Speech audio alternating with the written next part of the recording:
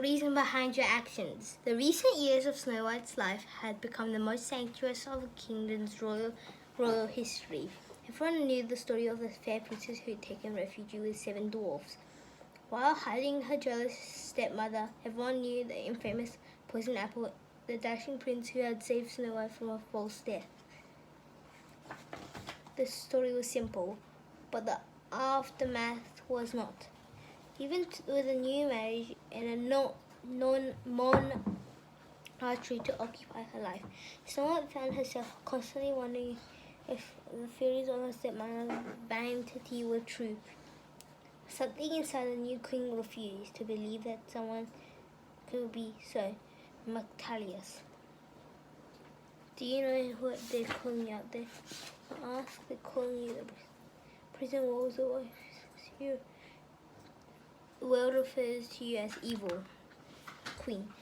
If that's what the world has labelled me, then that is the name I shall learn to live with, the evil queen said. Once the world has made a decision, there is little anyone can do to change its mind. Snow White was estranged from her little stepmother care, but Snow White needed her to care. She needed to know there was some humanity left in her. They wanted to execute after they discovered your crimes against me. The whole kingdom wanted you dead. Snow White's voice faded in a faint whisper as she fought the emotions building up inside. But I wouldn't allow it. I couldn't. Am I supposed to thank you for sparing me? The evil queen asked. If you expect someone to fall at your feet and express gratitude, you've come to the wrong cell. I don't do it for you. I did it for myself, Snow White said. Look at not or not. You are the only mother I have ever known.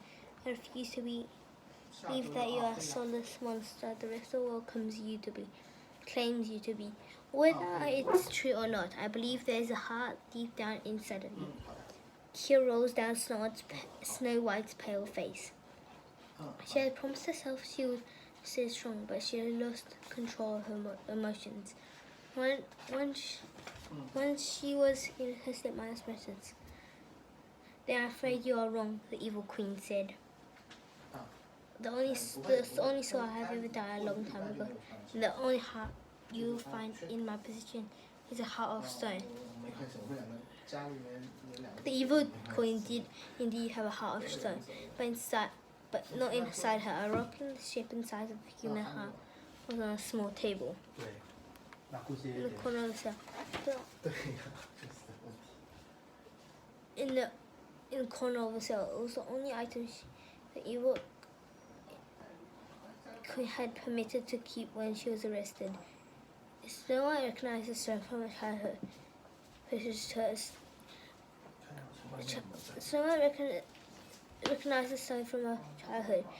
It had always been very precious to her stepmother, and the evil queen had never let it out of her sight. Snow White had never been allowed to touch it or hold it, but nothing was stopping her now. She walked across the cell, picked it up, and curiously stared at it. It brought back so many memories. All the neglect and sadness her stepmother had caused her as a child rushed through her. Oh my, if I only wanted one thing, Snow White said, your love. But when I was a girl, I used to spit it out hiding in the class, just hoping you would notice I was missing. But you never did. You spent days in your chambers with your mirrors and your skin creams and your sun. You spent more time with strangers and anti-aging your methods than you do with your own daughter. But why? The evil queen did not answer. You tried to kill me 4 times, 3 of which you attempted yourself, Snow White said, shaking her head in disbelief.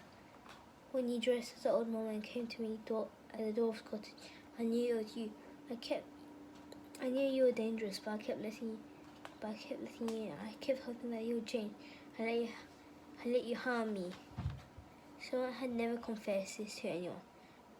She couldn't help but bury her face in the palms of her hands and cry after saying that. You think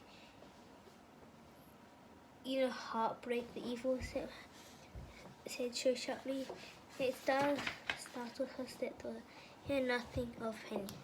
You never received affection from me, but the moment you were born, you were loved by the whole kingdom. Others, however, were not so keen at it. Others, Snow White sometimes have the only one they have the only loves they ever know taken away from them. Someone didn't know what to say. What was she, or what love was she referring to? Are you speaking of my father? Snow White asked. The evil queen closed her eyes and shook her head. Now, VT is such a privileged trait, she said. Believe her or not, Snow White, I had my own life before I came into yours. Snow White grew quiet and slightly ashamed. Of course, she knew her stepmother had life prior to marrying her father, but she never considered what had been a conspirator of her stepmother had always been such a private person. Someone had never reason to. Where's my mirror? Where's my mirror? The matter it's to be destroyed. Snow White told her. Snow became much heavier so as her. Snow White didn't know it was really happening, or if she was just imagining it. Her arm became tired from holding the stone heart. She put her aside. There's so much tingling. Someone said.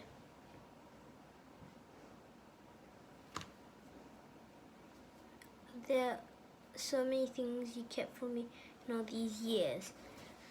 The evil queen lowered her head and stared at the ground. She remained silent. I may be the only person in the world with any compassion for you. Please tell me it isn't wrong to waste. Snow White pleaded. If there are events in your past that influenced your recent decisions, please explain them to me. Still there was no response. I'm not leaving here until you tell me, Snow White yelled, raising her voice for the first time in her life. Fine, evil queen said. Snow White took a seat on another stool in the cell. The evil queen waited a moment before bending a knee, and Snow White's deception grew. The story will be a forever romance, she told Snow White. No one will ever think twice about mine. I'll continue to be degreed into nothing but gross at the villain until the end of the time. What the world fails to realize is a villain is just a victim whose story hasn't been told. Everything I have done in my life, my life's work, and my crimes against it all has been for him. So I felt her heart grew heavy. Her head was spinning and curiosity had taken her over her entire body. Who? She asked so quickly that she forgot to hold back the desperation in her voice. Evil Queen closed her eyes and let her memory surface. Images of places and people from past out of the blank back of her mind, like fireflies in a cave.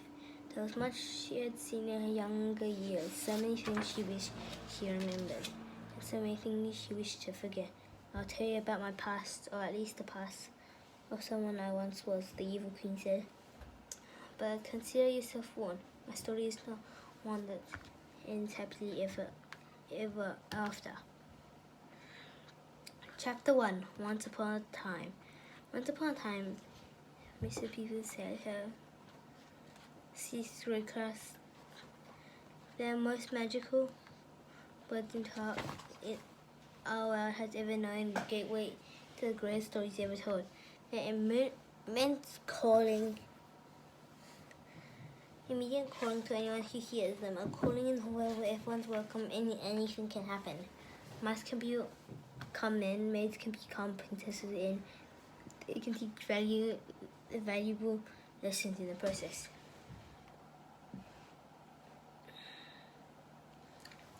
Alex Badgley eagerly sat straight up in her seat. She usually enjoyed her teacher's lessons, but this one was something especially to close her heart. Fairy tales are much more than silly bedtime stories. The teacher continued. The solution to almost every problem imaginable can be our life lessons described with colorful characters and situations. The boy who cried wolf teaches us the value of good respect and the power of honesty. Cinderella shows us the words of having a good heart. The ugly duckling teaches us the meaning of inner beauty. Alex's eyes were wise and she nodded with agreement. She was a pretty girl with bright blue eyes and she was strawberry blonde hair that was always kept neatly out of her face with a headband. The other way stared at the teacher as if lesson being taught in another language was something Mrs. Peters had never grown accustomed to. So Mrs. Peters would often direct the entire class to the front row where Alex sat. Mrs. Peters was a tall, thin woman who always wore dresses that resembled old patterned sofas. Her hair was dark and curly and sat perfectly on top of her head like a hat.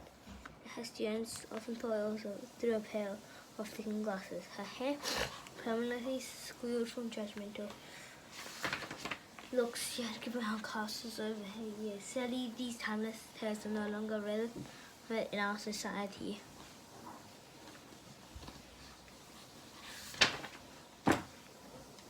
We have traded their brilliant teachings for small-minded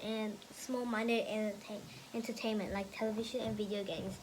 Parents now let oddball-ish cartoons and violent movies influence their children. The only exposure to the tales of some children acquire are versions bested by film companies. Fairy tale adaptations are usually stripped out of every mortal unless the stories were originally intended to reach, and replaced with singing and dancing forest animals. I recently heard films that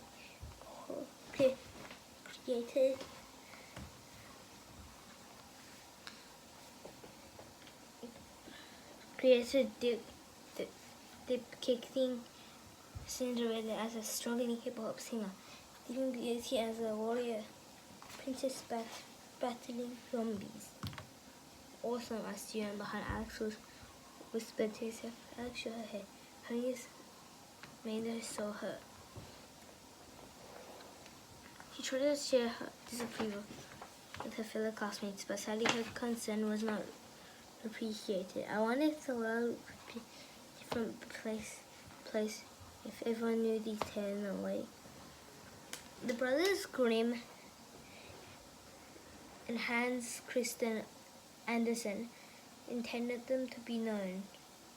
Mrs. Peters said, I wonder if people would learn something from those little mermaids' heartbreak. When she dies at the end of her real story, I wonder if there would be so many kidnappings if children were shown the tragedy that little Red Riding Hood faced. I wonder if the Delicans could be inclined to misbehave if they knew about consequences. Goldilocks caused herself with 3 bears.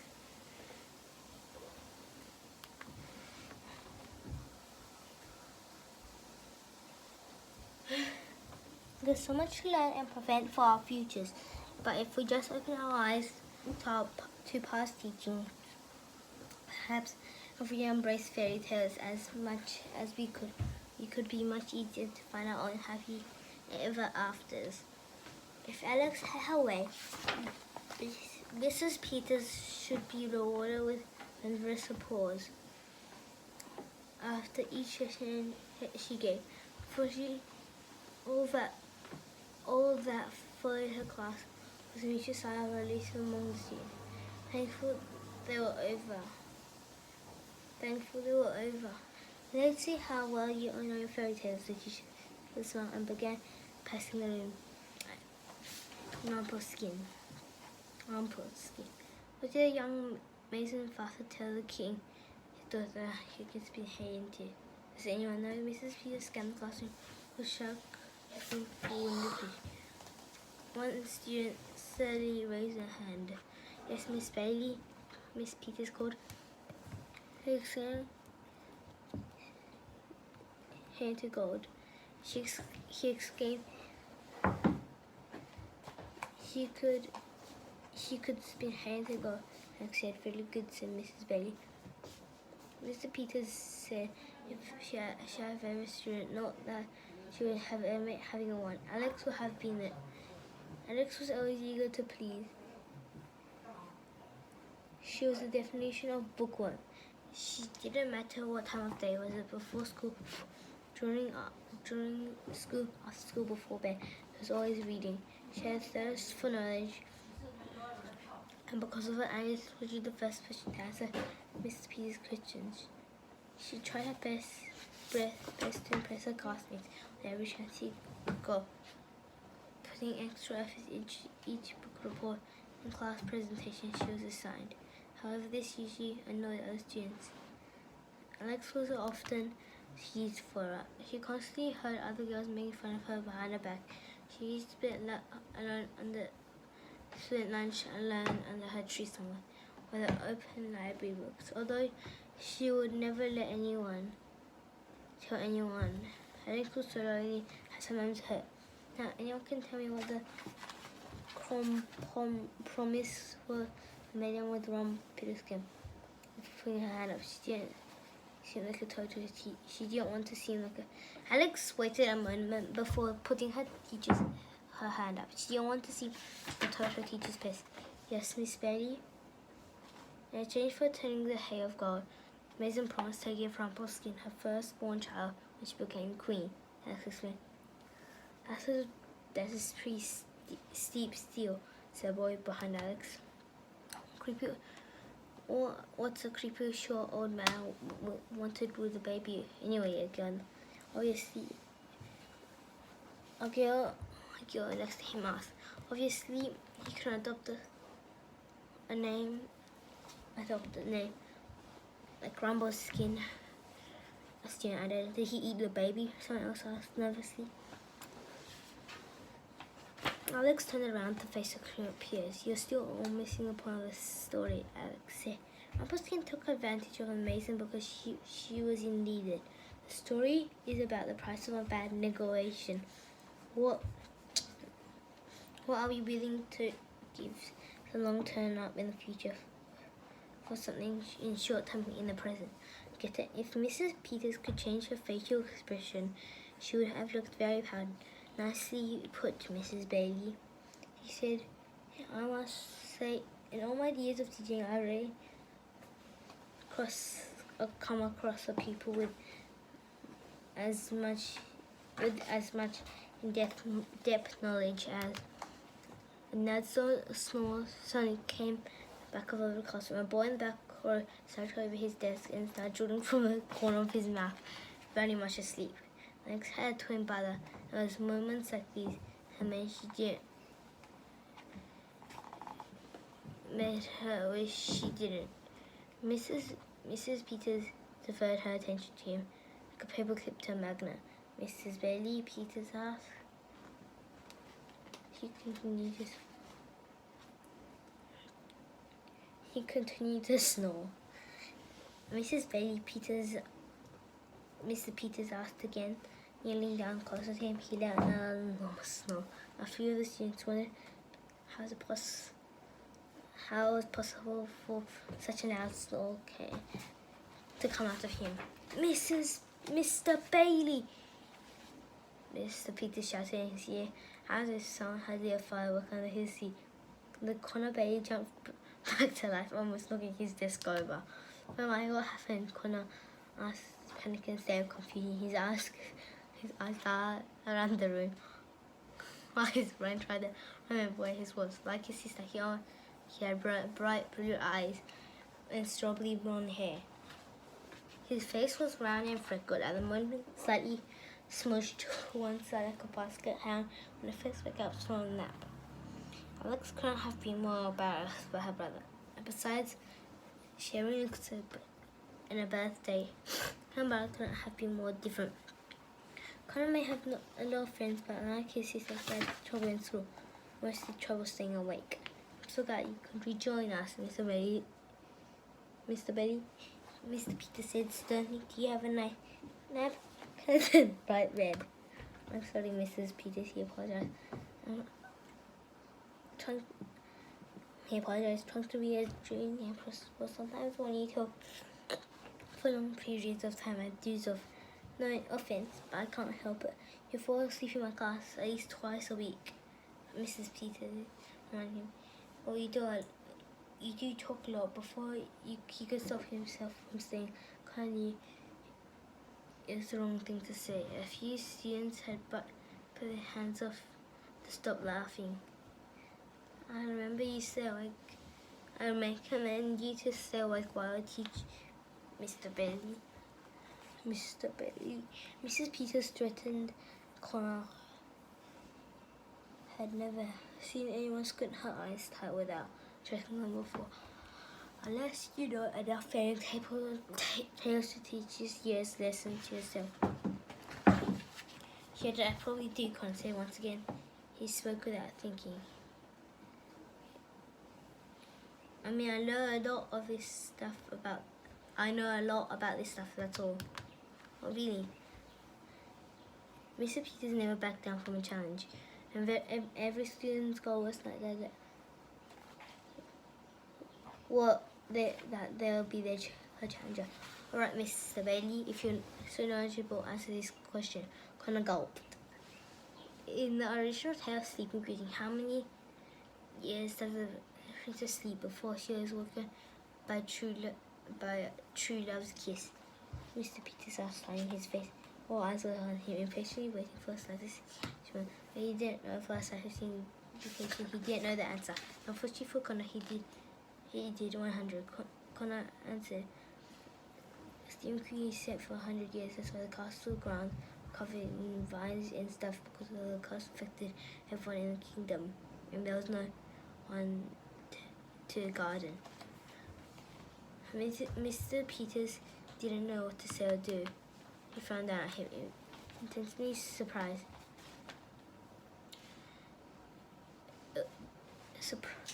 She frowned down at him, immensely surprised. This was the first time he had ever been correct. When she put him on the spot, she certainly hadn't expected it. "Try to stay conscious, Mr. Billy. Lucky for you, I can use my last attention slip this morning, but I can always request more," Mr. Peters said, and promptly walked up to the front desk and continued the lesson. Connor sighed with relief. His red drove from his face. His eyes met his sister's. Even she was surprised. He had got the answer right. Next time I expect Connor to remember any fairy tales.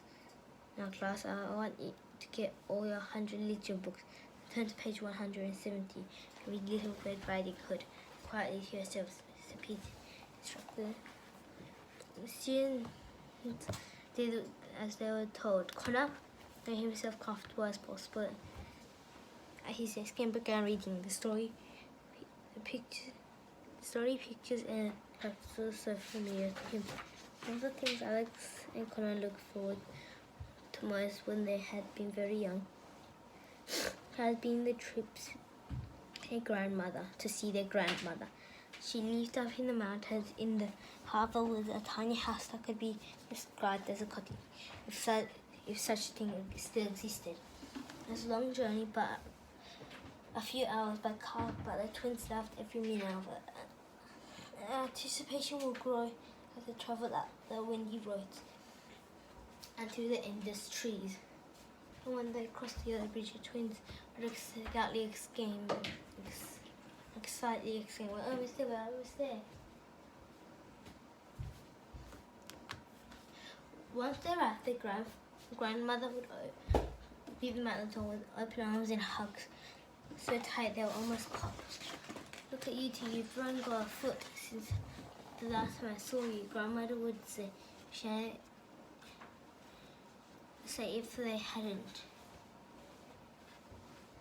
Even if they hadn't. And Grandma would leave them inside with freshly patch of cookies waited for them. The fire had grown up in the woods, and would spend each hour telling the twins his adventures as a kid.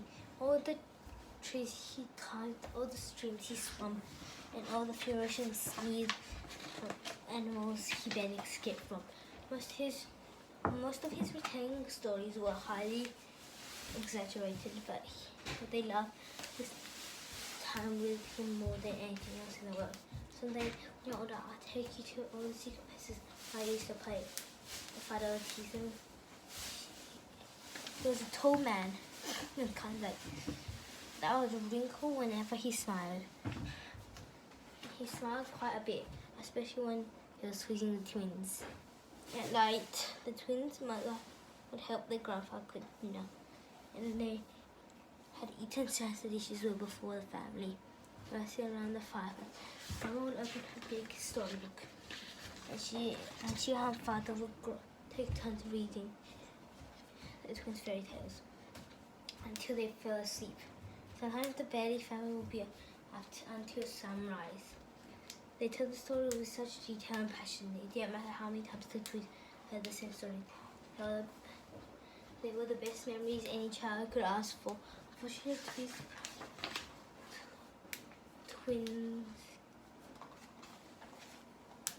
the twins hadn't been back to grandmother's cottage in a very long time.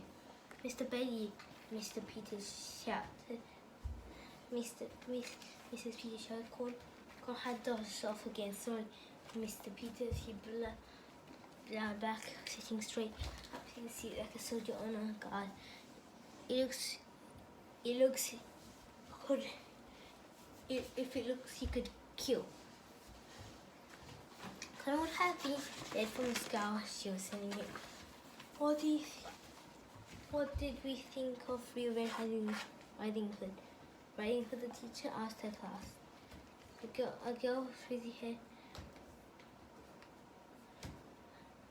girl with frizzy hair and thick braces raised her hand. Mr. Peters' frizzy-haired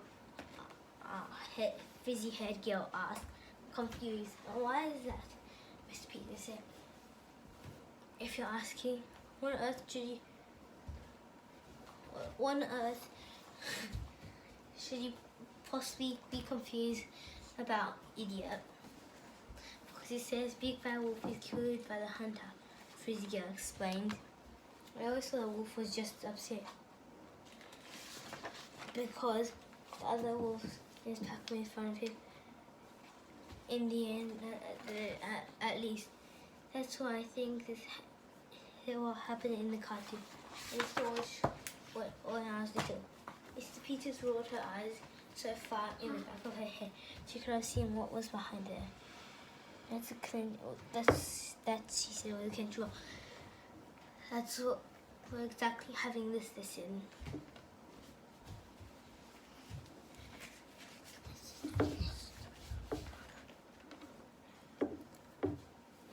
That having this lesson. The frizzy hair girl looking wide and sad. How could something so dear have been so wrong? For homework, Peter said. In the room, she stabbed in their seats. You have to pick your favorite fairy tales and write a paper due tomorrow on the real lessons the tale is trying to teach us. Mr. Peters went to her desk and the students began working on their assignment with the class time remaining. Mr. Bailey, Mr. Peterson, Connor was in deep trouble. He knew it. He consciously stood up and walked to Mrs. Peters' desk. The other students gave him a sorrowful look as he walked away. If they were walking to his explanation. Yes, Mrs. Peters, Connor asked. Connor, I'm trying to be very sensitive about your family situation, Peter said, staring at him over the frames of her glasses. Family situation. 2 words Connor had heard too many times in the last year. However, Mrs. Peters continued. If there is certain behavior, I will not tolerate the classroom you're constantly falling asleep in. That's all, but